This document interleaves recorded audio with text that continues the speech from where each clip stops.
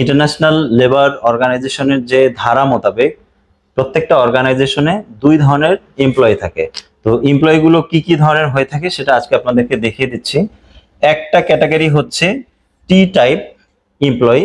T type employee মানে হচ্ছে আপনি যে কোনো একটা ডিপার্টমেন্ট যদি আপনি হোল্ড করেন, সেক্ষেত্রে আপনি ধীরে ধীরে ধীরে ধীরে ধীরে ধীরে ওই একটা পার্টিকুলার ডিপার্টমেন্টের উপরেই কিন্তু আপনি অভিজ্ঞতা অর্জন করতেছেন, এক্সপিরিয়েন্স নিতেছেন, এবং একটা নির্দিষ্ট সময় পরে আপনি একটা ডিপার্টমেন্টের হেড হচ্ছেন এবং শুধুমাত্র ওই ডিপার্টমেন্টটাকেই আপনি মেনটেন করতেছেন। আর একটা ক্যাটাগরি হচ্ছে ভি ক্যাটাগরির এমপ্লয়ি।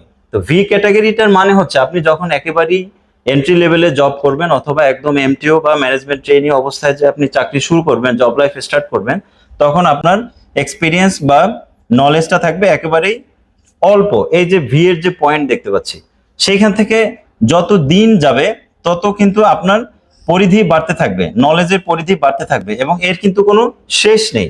ভি ইনফিনিটি আকারে চলে যাবে, আপনার নলেজটাও কিন্তু ইনফিনিটি আকারে বাড়তেই থাকবে। তো আমাদের ইন্ডাস্ট্রিতে এই ভি ক্যাটাগরির এমপ্লয়ীদের খুবই অভাব, একেবারে নেই বললেই চলে। সবাই সবসময় একটা ডিপার্টমেন্টের মধ্যে একটা নির্দিষ্ট সীমারেখার মধ্যেই কিন্তু নিজেদেরকে আটকে রাখে, তার নলেজ বা তার এক্সপিরিয়েন্সের পরিধিটাকে বাড়াতেই চায় না, সবসময় শুধু নিজের কমফোর্ট জোনের মধ্যেই থাকে। তো সেক্ষেত্রে আইএলওর যে মেথড সেই অনুযায়ী আমাদেরকে কিন্তু ভি ক্যাটাগরির এমপ্লয়ি হিসেবে নিজেদেরকে তৈরি করতে হবে, নিজেদের এক্সপিরিয়েন্সটাকে এক্সপান্ড করতে হবে, বাড়াতে হবে, এবং নিজেদের কেরিয়ারকেও অনেক দূরে নিয়ে যেতে হবে। এবং এটা কিন্তু ব্যক্তিগত সুবিধার পাশাপাশি একটা অর্গানাইজেশন বা যে ইন্ডাস্ট্রিতে আপনি জব করেন সেই ইন্ডাস্ট্রির জন্য কিন্তু একটা বেনিফিশিয়াল ব্যাপার। সো আমরা কিন্তু টি টাইপ এমপ্লয়ি না হওয়ার থেকে ভি টাইপ এমপ্লয়ি হওয়ার চেষ্টা করব। ধন্যবাদ সবাইকে।